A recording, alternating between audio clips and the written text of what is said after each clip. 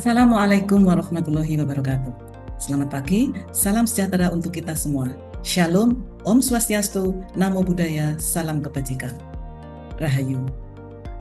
Perkenalkan, saya Rahayu Niningasih, NIDN 3421116902.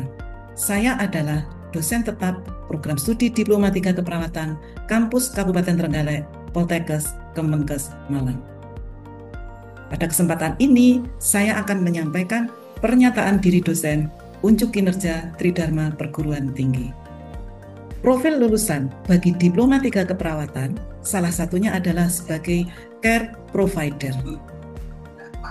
Untuk mendukung tercapainya profil lulusan, maka selama perkuliahan, mahasiswa mendapatkan materi sesuai dengan yang ditentukan, sehingga bisa memenuhi profil sebagai care provider.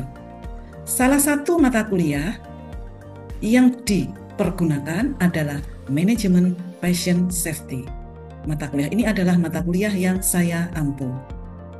Manajemen Patient Safety, beban SKS-nya sebanyak 2 SKS, dan penempatannya pada semester 2. Untuk lebih jelasnya, saya akan sampaikan ke dalam rencana pembelajaran semester. Ini adalah rencana pembelajaran semester mata kuliah Manajemen Patient Safety, Program Diplomatika Keperawatan Kampus Kabupaten Trenggalek, jurusan Keperawatan Poltekkes Kemenkes Malang tahun 2024-2025. Identitas mata kuliah adalah Manajemen Patient Safety. Kodenya 850 1.22 Watt.E.03. Mata kuliah ini diberikan secara tim teaching. Ada saya sebagai koordinator dan Edi Yuswantoro. Nah, di dalam RPS ini sudah tersaji nama mata kuliah, kemudian kode, rumpun mata kuliah adalah dasar keperawatan dengan bobot SKS 2 SKSP dan penempatannya pada semester 2. Sesuai dengan kurikulum terbaru tahun 2024, capaian pembelajaran pada mata kuliah Manajemen Patient Safety ini ada 2 capaian pembelajaran lulusan. CPL yang pertama adalah CPL 02 dengan bobot 60%, di mana pada CPL yang kedua ini lulusan diharapkan mampu melakukan asuhan keperawatan kepada individu, keluarga, dan kelompok dalam kondisi biasa dan dalam kondisi kegawat daruratan dengan memperhatikan aspek bio-psikososial, kultural, dan spiritual yang menjamin keselamatan pasien sesuai standar profesi keperawatan.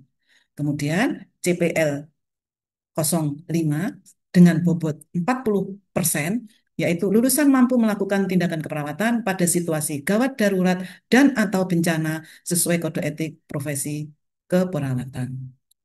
Nah, capaian pembelajaran mata kuliah ini nantinya akan menjadi spesifik terhadap mata kuliah. Ada 2 CPMK pada mata kuliah MPS ini. CPMK 1 dengan bobot 40%, mahasiswa mampu menjelaskan konsep dasar dan prinsip patient safety. CPMK 2 dengan bobot 10%, mahasiswa mampu menunjukkan peran perawat dalam patient safety. Sedangkan CPMK yang ketiga dengan bobot tertinggi yaitu 50%, mahasiswa mampu mempraktikkan tindakan pencegahan dan pengendalian infeksi. Dari CPMK, kemudian diterjemahkan ke dalam sub CPMK. Dari 3 CPMK, masing-masing sub CPMK-nya adalah sebagai berikut. CPMK 1, sub CPMK 1, mahasiswa mampu menunjukkan konsep dasar manajemen patient safety. Sub CPMK 2, mahasiswa mampu membedakan konsep mikrobiologi dan parasitologi. Sub CPMK 3, mahasiswa mampu melaksanakan desinfeksi dan sterilisasi. Sub CPMK 4, mahasiswa mampu menunjukkan Hospital Infection Associate. Sub CPMK 5, mahasiswa mampu menunjukkan Nursing Health. Dan yang terakhir, sub CPMK 6, mahasiswa mampu melaksanakan 6 sasaran keselamatan pasien. Dari CPMK 2, ada satu sub CPMK, yaitu mahasiswa mampu menunjukkan peran perawat dalam kegiatan keselamatan pasien. Sedangkan CPMK 3, satu sub CPMK saja, yaitu mampu mempraktekkan 6 sasaran keselamatan pasien. Deskripsi mata kuliah manajemen patient safety adalah bahwa mata kuliah ini menguraikan tentang siklus hidup organisme dan infeksi nosokomial, konsep disinfeksi, konsep sterilisasi, konsep dan prinsip patient safety, serta kebijakan yang mendukung patient safety.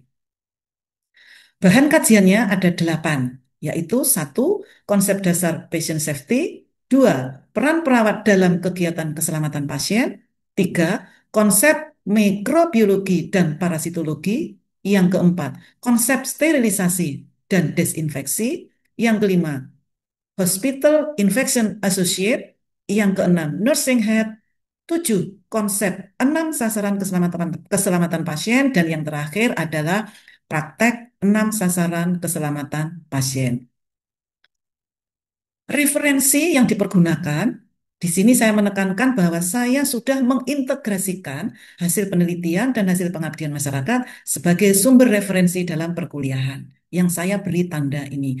Salah satunya yang saya masukkan di sini adalah hasil pengabdian, hasil penelitian di mana saya sebagai anggota, dan juga modul praktikum manajemen patient safety yang saya buat. Medianya mempergunakan perangkat lunak dan perangkat keras. Berikutnya, nah ini yang penjabaran tentang proses yang dilalui oleh mahasiswa pada setiap pertemuan. Jadi pada setiap pertemuan kita bisa melihat bahwa pada minggu yang pertama, hmm, kemampuan akhir yang diharapkan apa, kemudian ada bahan kajiannya apa saja, termasuk di dalamnya nanti juga harus menjelaskan bentuk pembelajarannya bagaimana, metodenya apa, kemudian penugasan yang diberikan kepada mahasiswa. Di dalam RPS ini juga sudah memuat pengalaman belajar mahasiswa, waktu belajarnya berapa lama, kemudian ada penilaian yang harus bisa dicapai oleh mahasiswa. Di dalam penilaian ini ada indikator penilaian dan bagaimana kriteria teknik penilaiannya, termasuk bobot dan dosen yang akan mengajar pada setiap pertemuan. Saya akan tunjukkan bahwa saya sudah mengintegrasikan hasil pengabdian kepada masyarakat. Pada pertemuan pertama ini, sub CPMK 1, saya sudah memasukkan hasil pengabdian kepada masyarakat, program kemitraan masyarakat, pemberdayaan masyarakat peduli kesehatan yang melalui inisiasi Public Safety Center. Ini hasil pengabdian yang bisa dijadikan tambahan bahan kajian oleh mahasiswa. Di setiap pertemuan sudah jelas apa saja yang harus dicapai oleh mahasiswa, termasuk strategi-strateginya, ada yang mempergunakan eh, student center learning. Kemudian di sini juga saya mentargetkan bahwa mahasiswa itu bisa menghasilkan proyek selama dia mengikuti perkuliahan. Proyek yang saya bebankan kepada mahasiswa pada pertemuan ke-9, di sini mahasiswa harus bisa menghasilkan sebuah proyek sesuai dengan sub CPMK yang sudah ditentukan, yaitu mereka harus bisa membuat video sesuai dengan bahan kajiannya, yaitu cuci tangan, etika batuk, penggunaan dan pelepasan APD. Sehingga di sini nanti petunjuknya kelas dibagi menjadi 3 kelompok. Secara detail di akhir RPS ini bisa kita lihat bagaimana sistem penilaiannya. Nah, di sini sudah ada, jadi bagaimana rencana pembelajaran semester dan evaluasinya, prosesnya bagaimana, di mana di paling akhir kesimpulannya nanti bisa saya simpulkan di sini, UTS-nya 20%, UAS 25, tugas 20, praktikum 25, dan kehadiran 10%. Ini sudah disampaikan sejak awal, sehingga mahasiswa bisa memperkirakan supaya target ini bisa terpenuhi. Selanjutnya, di sini juga sudah saya sampaikan rencana tugas yang dibebankan kepada mahasiswa. Selama semester pada manajemen passion safety ini, saya memberikan 5 penugasan. Di semua 5 penugasan sudah ada rencana penugasannya, di dalamnya ada petunjuknya, capaian pembelajarannya apa, tugasnya apa, mengumpulkannya kapan, di mana, sudah dijelaskan di sini. Nah, sebetulnya dari sini kita sudah bisa menyimpulkan bahwa saya selama memberikan materi ini sudah mempergunakan strategi delivery interaktif assessment. Deliverynya, karena di awal saya sudah menjelaskan kepada mahasiswa apa saja yang akan dikerjakan selama 1 semester. Bagaimana cara mendapatkan informasi tentang materi. Kapan dilaksanakan ujian. Kapan mengumpulkan tugas. Ini sebuah bentuk dari delivery. Selanjutnya, untuk memperjelas bahwa saya selama proses pembelajaran mempergunakan blended learning, jadi selain tatap muka langsung juga dengan mempergunakan LMS, saya akan menunjukkan LMS yang saya pergunakan sebagai sarana untuk memberikan pembelajaran kepada mahasiswa. Ini merupakan LMS yang dipergunakan oleh Poltekkes Kemenkes Malang. Jadi di dalam LMS ini, mahasiswa bisa berkomunikasi dengan dosen, tidak harus dengan ketemu. Jadi di dalamnya ada nanti, saya bisa mengupload materi 3 hari sebelumnya maksimal, sudah saya berikan kepada mahasiswa. Kemudian mahasiswa juga bisa melihat penugasan yang dibebankan kepada mereka apa, dan nantinya mengumpulkan tugas juga melalui LMS ini. Misalnya, nih, misalnya pada eh, pada perkuliahan manajemen passion safety, nah ini eh, saya memberikan penugasan. Penugasan yang saya berikan kepada mahasiswa di awal RPS tadi sudah disampaikan. Di sini juga di LMS mereka bisa mengupload tugas. Nih, kita langsung bisa mengetahui berapa mahasiswa yang sudah mengumpulkan dan berapa yang belum. Termasuk mahasiswa juga langsung bisa mengetahui berapa nilai yang didapat. Ini sebagai bentuk dari transparansi. Ini juga merupakan bentuk dari interaktif. Interaktif antara dosen dengan mahasiswa. Di sini misalnya ini ada 2 mahasiswa yang belum mengumpulkan, kemudian di sini ada nilai yang sudah bisa dilihat oleh mahasiswa. Ini. Jadi seperti itu. Kemudian di dalam LMS ini juga bisa dipergunakan untuk mendapatkan materi. Jauh sebelum mahasiswa melaksanakan kegiatan praktikum, mereka bisa membaca terlebih dahulu materi-materi yang saya upload di Classroom. Itu. Nah, perlu juga saya jelaskan bahwa di dalam saya memberikan materi pembelajaran, strategi delivery, strategi interaktif, dan strategi assessment. Strategi delivery sudah jelas, tadi saya sampaikan bahwa saya bisa memberikan informasi jauh sebelum saya bertemu dengan mereka. Interaktif bisa dengan komunikasi yang LMS melihat penugasan, memberikan nilai, termasuk saya ingin menambahkan bahwa interaksi yang dilakukan adalah tidak hanya antara mahasiswa dengan dosen, tetapi juga antar mahasiswa, antar kelompok dalam mahasiswa, dan juga interaksi antara mahasiswa dengan PLP, Pranata Laboratorium Pendidikan, karena SKS-nya P, di mana mereka banyak melakukan aktivitas di laboratorium. Kemudian untuk asesmennya, tadi sudah jelas bahwa saya memberikan bobot penilaian dengan prosentase yang sudah saya tentukan. Demikian penyampaian pernyataan diri dosen yang bisa saya sampaikan. Berikutnya, saya akan menunjukkan cuplikan kegiatan pembelajaran yang saya lakukan pada mata kuliah Manajemen Passion Safety.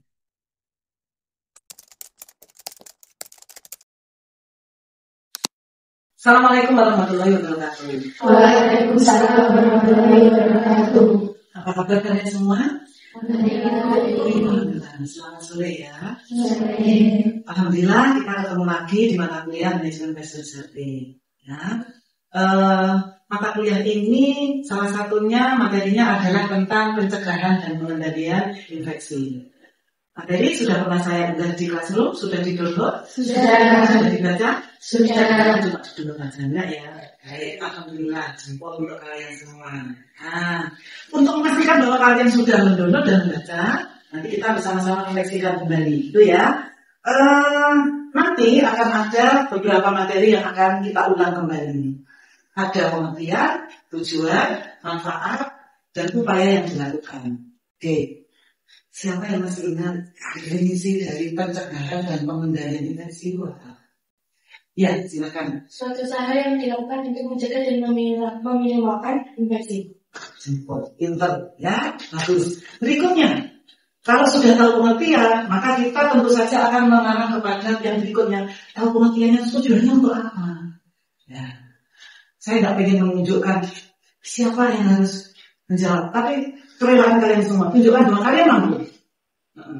Ya, namanya siapa? Cinta. Oke, silakan Cinta. Tujuannya yaitu melindungi pasien dan petugas. Melindungi apa sayang? Melindungi apa? Ayo kira-kira. Dilindungi apa? Yang badannya apa apanya? Ayo siapa yang bisa mengetahui? Melindungi dari apa? Iya, ya terus tuh. Udah cukup tuh. Oke, jadi untuk melindungi Infeksi. betul, teman sudah bisa mengetahui. Tambah satu lagi, apakah hanya pasien dan petugas saja yang harus dilindungi? Tidak ya. Berarti siapa juga termasuk di dalamnya? Siapa? Nah, pengunjung rumah sakit itu termasuk bisa jadi keluarga pasien, kemudian juga misalnya ada orang-orang yang menjajakan dagangannya itu bisa jadi juga merupakan bagian dari pengunjung. Oke, baik sekali. Berikutnya, jika kita sudah tahu, coba sih kita lihat benar. Apakah definisinya sudah benar? Sudah, dinyatakan betul. Berikutnya, tujuannya melindungi petugas, pasien, sudah dilengkapi tadi. Bagus sekali. Nah, sekarang ini ada manfaatnya. Kalau manfaat dari pencegahan dan pengendalian, dicegah dan dikendalikan. Ada 4 manfaat. Jelas kalau mencegah risiko penularan itu pasti. Jika risiko penularannya sudah bisa dicegah, maka infeksinya juga akan turun, ya, kejadian infeksi. Kemudian dengan menurunkan kejadian infeksi itu otomatis menggambarkan bahwa mutu pelayanan di rumah sakit tersebut sudah baik. Nah, berikutnya yang keempat, manfaatnya adalah untuk efisiensi pengelolaan sumber daya. Sumber dayanya sumber daya manusia, sumber daya keuangan. Jadi ini rangkaian dari manfaat. Dari sini mungkin ada yang ingin kalian tanyakan.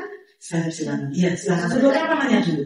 Sebelumnya perkenalkan nama saya Jimmy. Ya. Saya bertanya mengapa efisiensi pengelolaan sumber daya masuk dalam manfaat.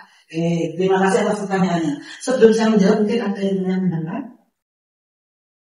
Belum ada? Belum. Oke. Jadi efisiensi manfaatnya salah satunya adalah efisiensi pengelolaan sumber daya. Jadi kalau kejadian infeksinya menurun, penularannya berkurang, otomatis hari rawatnya juga berkurang, penggunaan alat habis pakainya berkurang, tenaga yang melakukan perawatan juga tentu saja waktunya menjadi berkurang juga, bisa dipergunakan untuk aktivitas yang lain.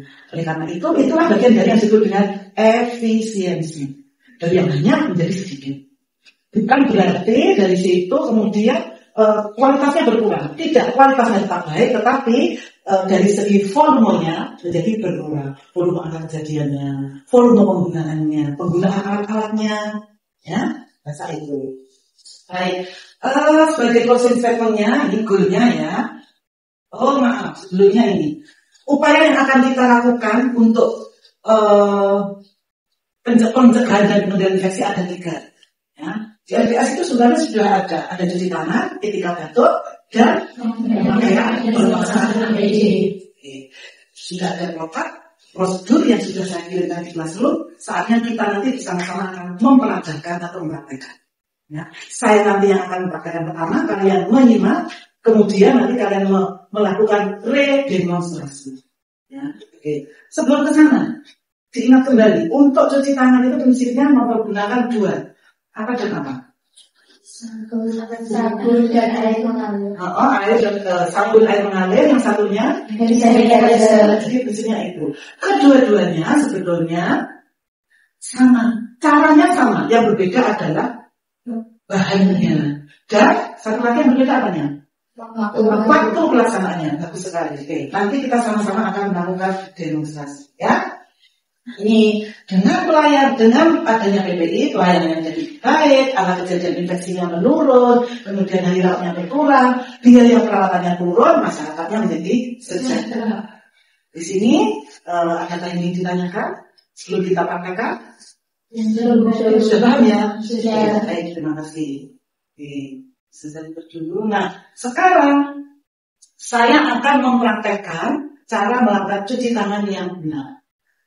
Sering kalian kalau kemana-mana itu kan ya ada orang dalam kendaraan bawa hand sanitizer, ya kan untuk gaya-gayanya. Memang itu ada manfaatnya, gitu ya. Salah satunya adalah efektif dan efisien. Baik, kapan dong penggunaan cuci tangan itu sebaiknya dilakukan? Sebelum melakukan tindakan. Sebelum melakukan tindakan, betul. Sudah melakukan tindakan, kemudian sebelum kontak pasien. Setelah kontak pasien atau kena cairan gitu ya.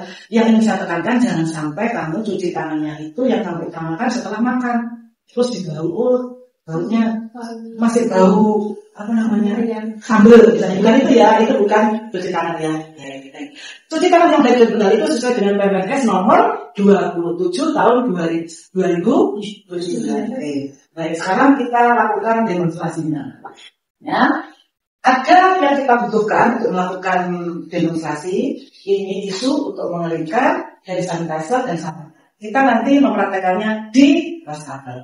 Nah, itu ya. Nanti dalam setiap tahap kalian perhatikan, kalian cermati tahap-tahap yang saya lakukan. Sebetulnya ada berapa tahapan dalam cuci tangan itu? 6 ya. Oke. Semua saya itu sudah ada.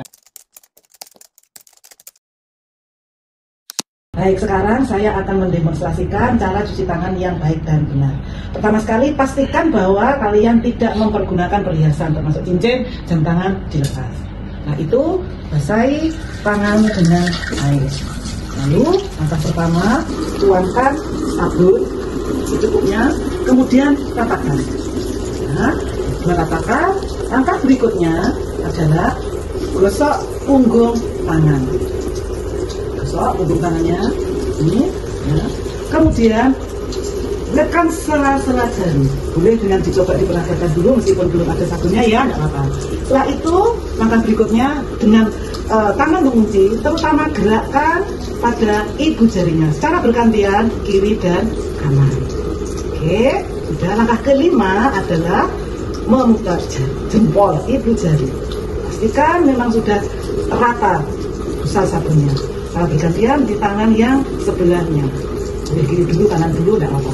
Langkah yang berikutnya adalah putar kuku jari pada telapak tangan secara bergantian kiri dan kanan. Oke, setelah itu bersihkan busa sampai benar-benar bersih. Benar-benar bersih. Setelah bersih, busanya sudah tidak ada, kita pastikan tutup kerannya supaya airnya tidak lagi mengalir. Nah, pekerjaan cuci tangannya sudah selesai. Jangan lupa, cara menutupnya bukan mempergunakan tangan yang sudah kita cuci dengan baik dan benar tadi, tapi mempergunakan siku. Nah, ya, tangan kita sudah bersih. Berikutnya, keringkan. Boleh pakai tisu, boleh pakai handuk. Dikeringkan dengan sempurna, jangan hanya gini-gini aja ya. Betul-betul kering. Kemudian langsung buang ke tempat sampah. Nah, setelah ini berarti kan cuci tangan sudah selesai. Berikutnya nanti kita siap untuk melaksanakan aktivitas melakukan tindakan keperawatan. Itu ya. Jadi contohnya seperti ada yang ditanyakan? Oke, setelah ini ganti kalian yang melakukan redemonstrasi. Ya, terima kasih. Silahkan kembali ke tempat. Baik, setelah saya tadi mendemonstrasikan, sekarang ganti kalian yang melakukan redemonstrasi cuci tangan yang baik dan benar. Silakan. Nanti salah satu temannya di checklist ya, tindakannya sudah sesuai dengan SOP-nya atau belum. Mudah-mudahan nanti langsung sesuai. Silakan. Yang lainnya perhatikan juga. Baik, saya akan melakukan cuci tangan dengan baik dan benar.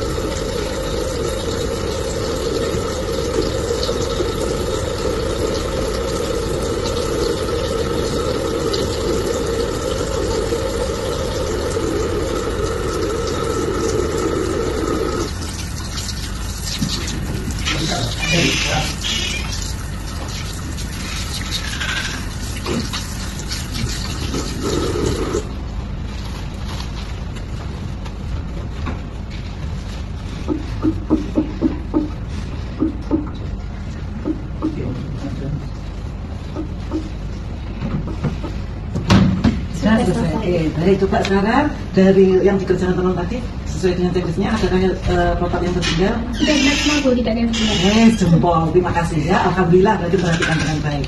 Mari kembali ke tempat semua. Tadi saya sudah melakukan demonstrasi dan kalian sudah melakukan demonstrasi. Alhamdulillah kalian sudah bisa melakukan cuci tangan dengan baik dan benar sesuai dengan Peraturan Menteri Kesehatan Nomor 37 Tahun 2017. Pesan saya jangan sampai lupa ya. Yang pertama harus ingatkan untuk melepas perhiasan termasuk cincin, jam tangan. Kemudian yang kedua, nah ini saat ini di langkah yang terakhir itu adalah dengan menggerakkan kukunya. Ya, oke.